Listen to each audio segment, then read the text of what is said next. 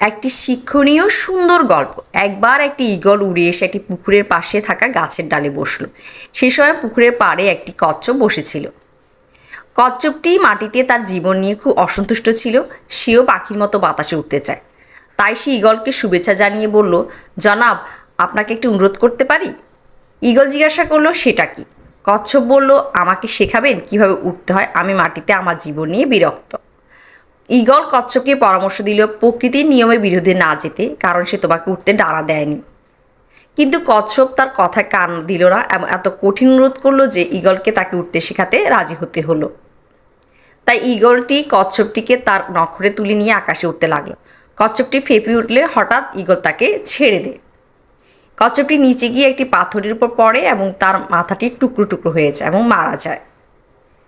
গল্পের নৈতিক: কখনো প্রকৃতির নিয়মের বাহিরে যেতে নেই।